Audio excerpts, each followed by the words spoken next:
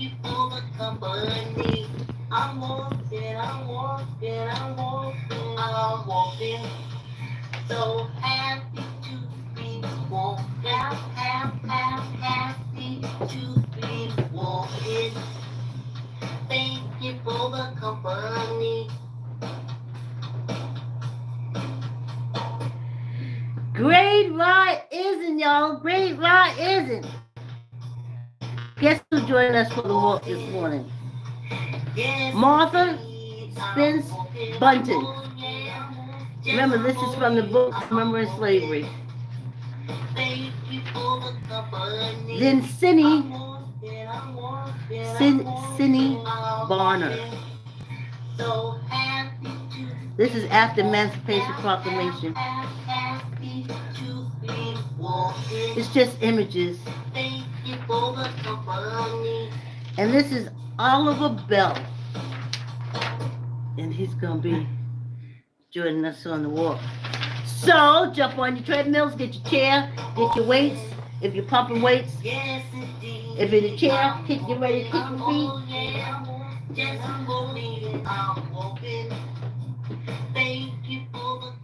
Glad to have you on the walk. Yes, indeed.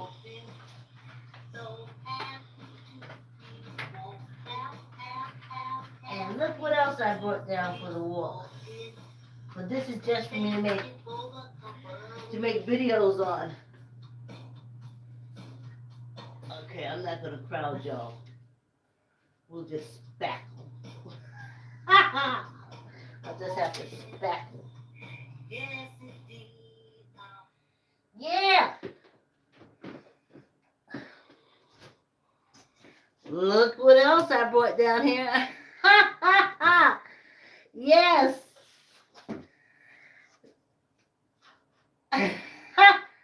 This is my diagram. How Africa fit in America. Knowing what I know now, as an old Moor, they probably said to themselves, this woman is out of her mind. If she thinks we are giving the people that we conquered, enslaved, and now keeping oppressed, a theme park, talking about all the African cultures that we can learn about, and we all get together. Knowing what I know now, they must have said, what am wrong? What am wrong with that old Moor? I knew when I was writing it up. I kept saying, I can't take that out there. I was like, they either gonna think I'm crazy or something worse.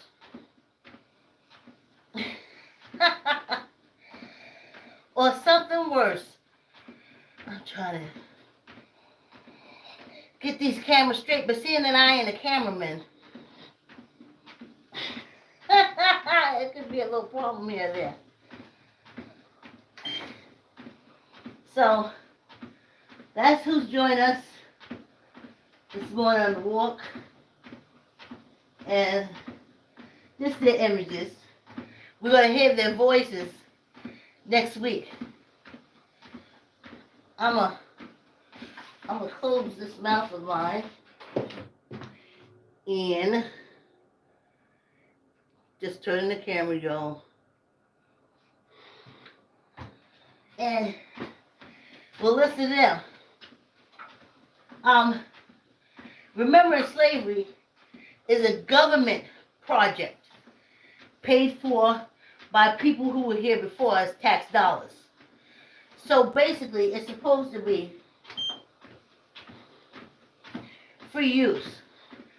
But knowing what I know now as an old Moor, I definitely probably be charged for it in Facebook and YouTube, but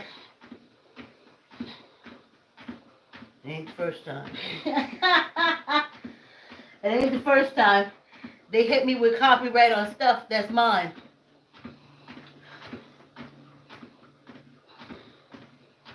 But yes, I was like, yeah, I'll do that. Tell the truth and shame the devil. First, the title was Tell the Truth and Shame the Devil if you want a Martin Luther King Africans in America theme park. But honey, no way. The Kings was getting ready to get Martin Luther King soap on the rope. So I knew. And you put feelers out there and it didn't go. And then it was Wilby. Who I was telling him, I was like, you know, because I used to ride the bus. I used to talk to Wilby. Wilby was our bus driver. And he said, why do you want to use another Moor? Why do you want to use, remember, Moors were not low-level cults. They weren't Islamic. They weren't Christian. They weren't Hebrews. That's what they used when they separated us, to make sure we never got back together. But that's not what we did. That's like subculture, low-level type stuff. You know, put in place to control people. So, don't start me to forget where I left off at. Oh, so Wilby said, well, then take his name over. He said, go ahead and do it. I was like, I can't do it. If I'm going to use Martin Luther King's name, I'm going to put it in print. I need to get some kind of permission. So he said, well, why does it have to be Martin Luther King Africans in America theme park? And I said, because he had a dream, you know, for all of us to come together. And Wilby looked at me, I'll never forget it. He said, he the only one that had a dream?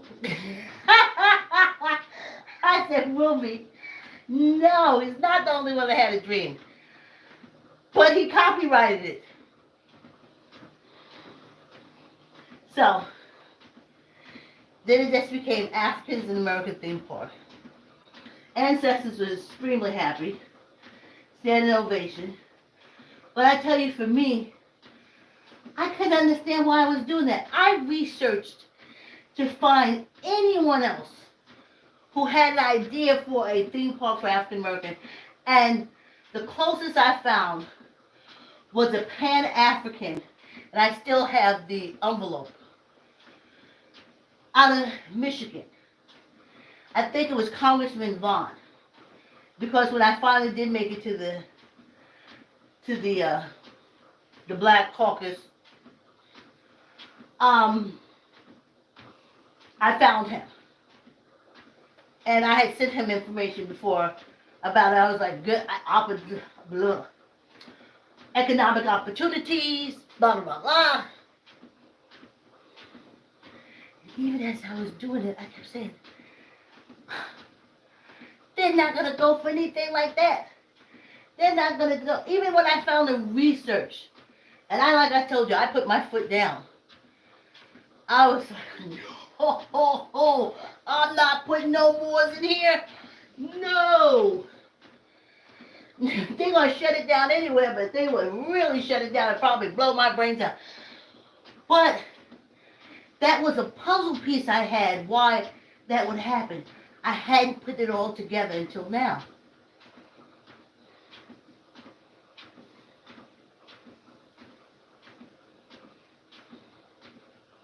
When I look how perfectly that fit African American, when you look at the diagram, when you just look at the whole thing, I was like, and no, I went to HBCU. I had to pay so much money I could hardly eat. So I had to come back home. Um, but that's the thing. When it's in the blood, it's in the blood. You know? And that's why I wake up and do this whole body. I stretch it and I walk it. Because I just love it. I love it. I love this whole body. I understand now. I was like, oh, when AIDS was out, we got to get information. We got to get education. And again, all my life, everybody was like, well, why do you care? Well, you got children in it. Why do you care? And I couldn't explain to them why I care. But now I say, because I'm a Moor. That's the people you conquered. Not this history thing that you poison you put out of us being a beast.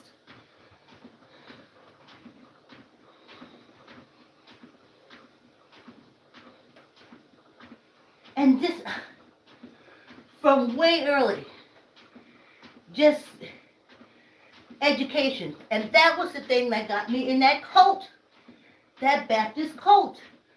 They don't like no education. Whew. They don't like no education. You believe the bullshit? Or, whew.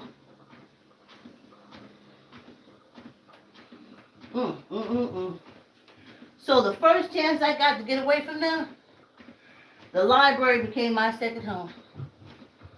My daughter's second home. And then, like I said, I used to take the block to the library. We would be in that reading is fundamental program by the federal government.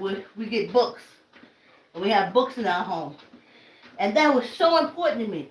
And no one could understand why it was. I couldn't understand either. And my girlfriends my age, they was like, you supposed to be partying, hanging out. What you worrying about children reading? What you worrying about that for? I taught all of them how to swim. Because they were drowning. It's in a city. So I used to gather everybody up and take them to the Marcy Pool. And I taught everybody how to swim. And I never lost a child. We went to Coney Island. We went to Reese Beach. We went to Coney Island. Far Rockaway. And it was me and up to 8 children. And I never lost a child. And everybody knew how to swim. Maybe when they went, they didn't know. But by the time we came back, beaten and worn, I had me a bunch of swimmers. And I couldn't understand why was that so important to me.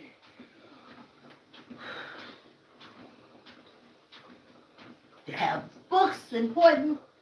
To be able not to drown, important. The zoo, yes. You had to know animals. Because you shared a planet. You shared a planet with more than just yourself. I couldn't understand why that was so important to me.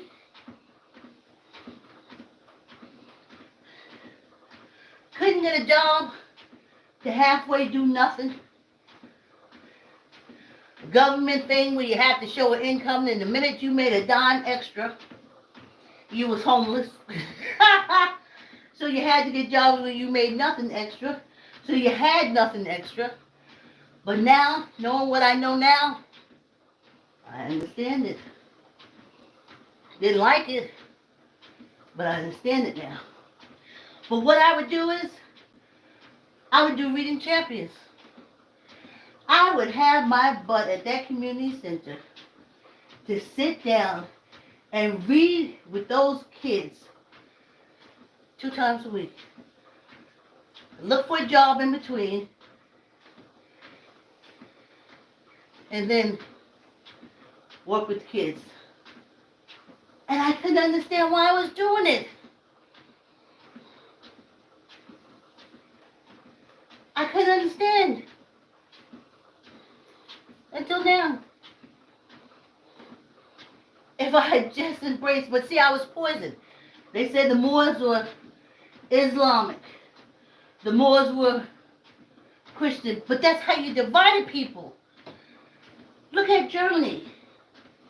They'll never be back together again. They did World War One. They did World War Two. How did they stop them? Ain't gonna be no World War Three with Germany in it. They broke down the people by religion. So they took one half clump, they put it over there in the deserts with the Palestinians. That's how England worked. And then whoever was left in Germany, then they brought in the Browns to start integrating and race mixing. So ain't gonna be no World War III with Germany in it. They can wolf, they can stomp their feet or whatever else they do, but it'll be hundreds. Take it from this old Moor, hundreds of years, if ever, Germany get back together to be that powerful. How do I know? That's how we got here.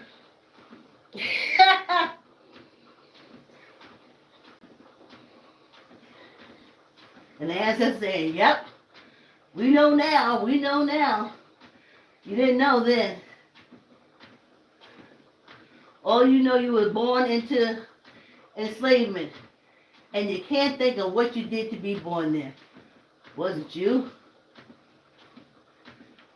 Just like down the road, when the Germans look back, like, what the hey happened?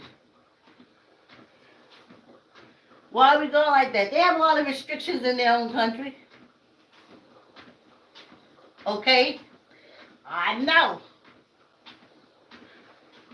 When a people is conquered, first you divide them. Divide them through religion. And do all that class and all that stuff, but it's just a divide. And Moors, we weren't a religion. We were a people. Like Benjamin Banneker and way more. Yes! Let's take this break, y'all. Whew! Yeah! Let's get something to drink, right?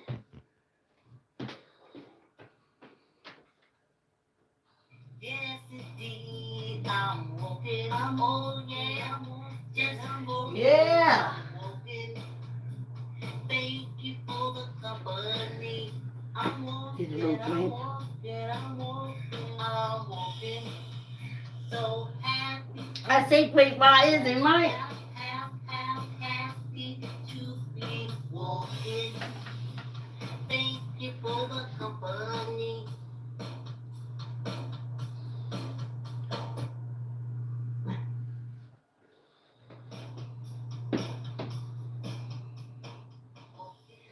Yeah, I guess we gave a little commercial time. We gave a little commercial time. I used to be so exact, but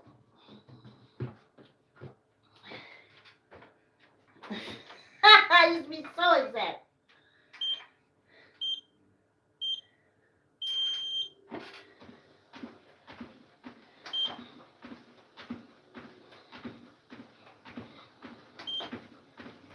Yeah, I remember when me and Donna Sue, well, Suzanne put us together, and she was an actress, and I had to play.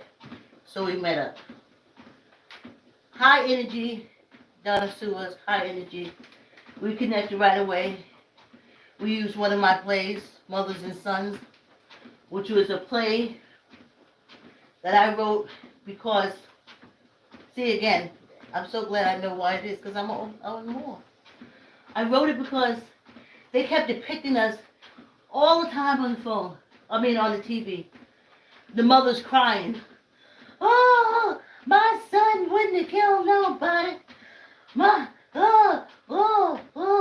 My son, they just, and okay, knowing now what I know from Miss Oldmore, she was right. You didn't have to do anything. um, but I got tired of it. And I said, no, that's not how we raise our kids. Because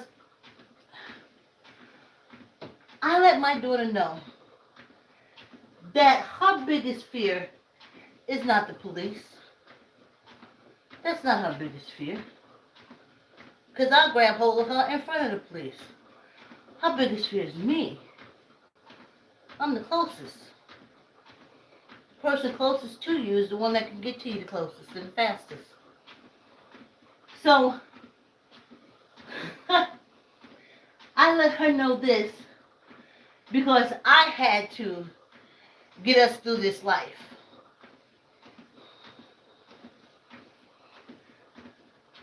And I've seen so many kids lose parents because they get misdirected. Because the parents just didn't stand firm. And I was a single parent.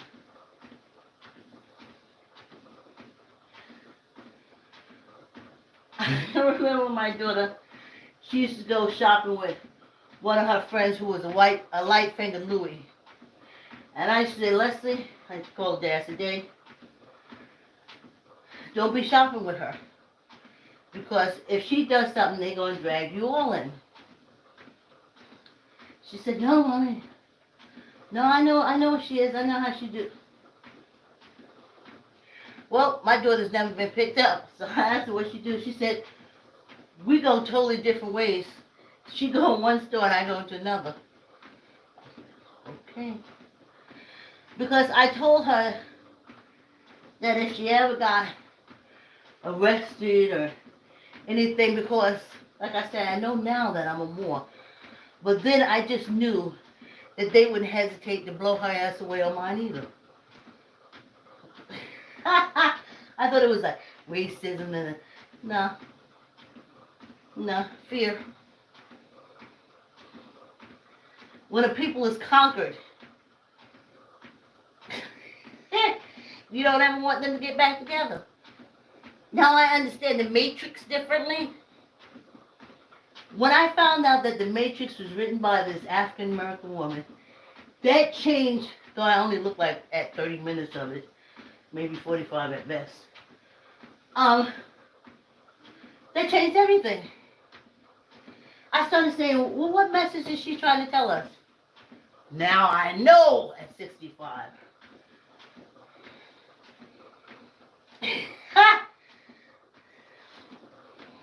This old Moor knows a lot. So I told my daughter, I'm closest to you. Because I think they had like a, you can call the police on your parents type thing at school. So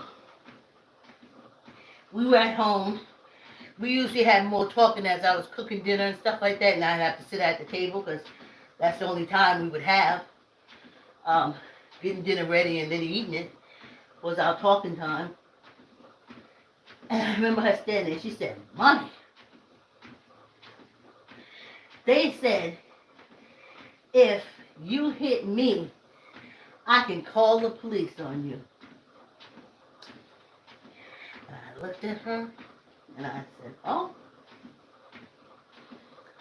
I said, and I hope they get in here at enough time to take your dead ass out.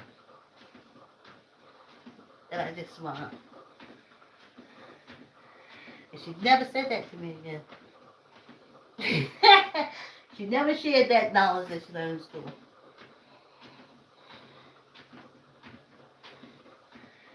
See, you gotta know things. Even for her, as a child, you have to know things. Who's closest? Weigh your stuff out. I understand what the school is saying. A lot of abuse out there. But don't get it twisted. Because you can get twisted. Twisted.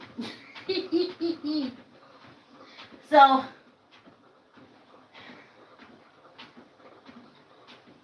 I can't wait till next week. Monday is our first listening to the voices. And like I said, the ancestors know now. They know. They know they were enslaved, not a slave. They may not have had, because all the history is erased. I remember I was small, I was like, how are we a people with no history? We gotta have a history. Every being has it's in the blood. And that's another thing. All my teachers, everything, I kept telling the kids, hang in there, hang in there. They said, YOLO, YOLO. I was like, hell no, you live more than once. You live 100 lives. Stick in it. Stay here. Don't jump out. Don't give up. And it's going to come to you because it's in the blood.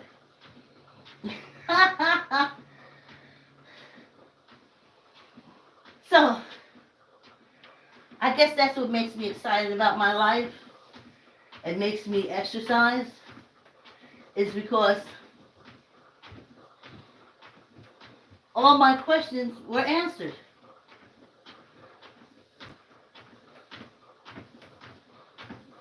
When a people is conquered, like Germany, doing business with Germany, oh man, you know they put so many restrictions.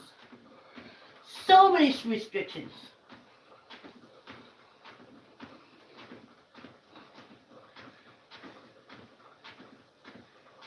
Just like other places where they come in. The first thing they do is ship the people out and send the missionaries in. Well, honey,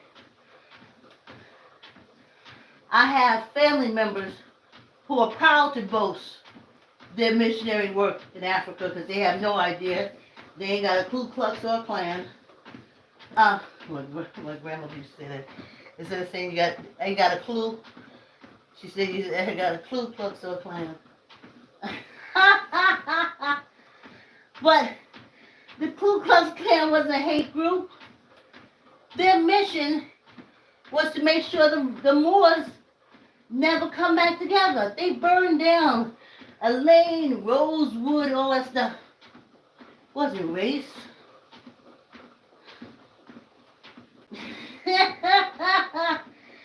Whew. The last time the Moors got together,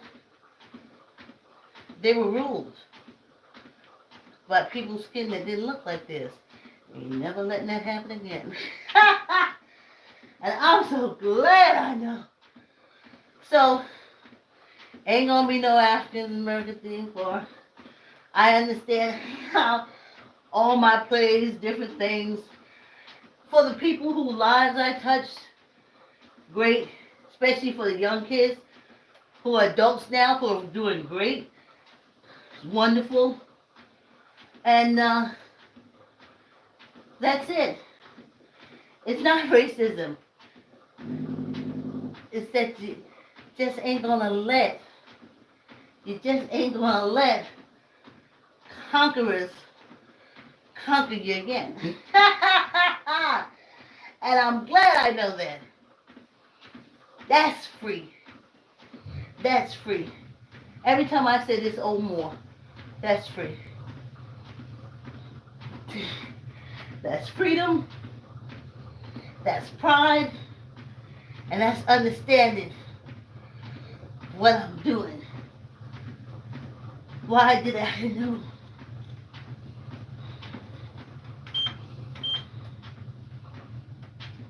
Oh.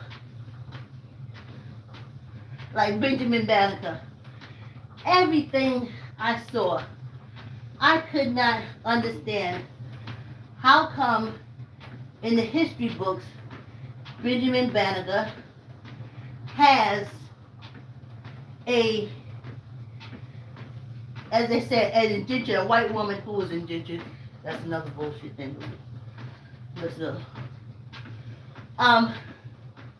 And when she got her freedom, she married Benjamin Banneker's father, who was an enslaved person. And that's how Benjamin Banneker was born free.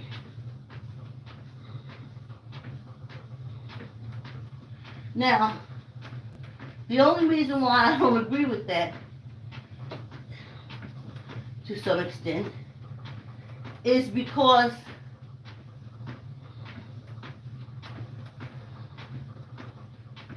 during that period, they always took responsibility for any greatness that a Moor has, but that's in the blood. That's Moors. It's in the blood. How you come up with a people? How, without any training, without anything, but still the beauty and the wisdom and the knowledge and the education comes through. That's what a Moor is. A Moor is not a man who goes around killing so they can get 7 virgins in heaven. That's not what a Moor is. A Moor is not the people who would have women dressed and covered and stepped on. That's not what we are. And that's not what they were. I kept saying when I was small, all I kept hearing was, blacks are lowlife, blacks are nothing, blacks are to clothing. I kept saying to myself, I kept saying, oh my God, are we that bad? Why are we that bad? How are we this terrible? How did this come to be? Lies, lies, and apple pies. Lies, lies, and apple pies with flies.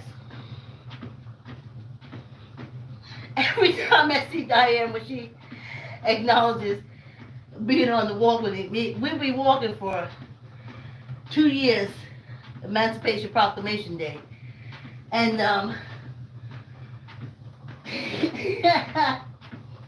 Diane always has an O after the walk. She's like, let's do 10, neither up nor down. 1, 2, 3, 4, 5, 6, 7, 8, 9, 10. Oh.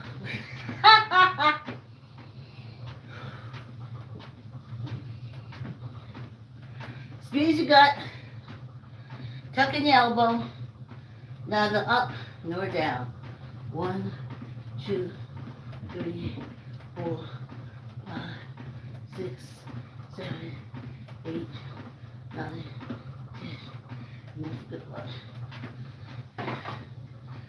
So, yeah. Thanks for coming on and walk this old more. That's what we do. It's good to know. I was like, why am I like this? Why am I like this? And some said, you can believe your history. You can believe your research. You can believe all the information. All the pieces of the puzzle. Yes. Thanks for coming on the walk with this old Moor.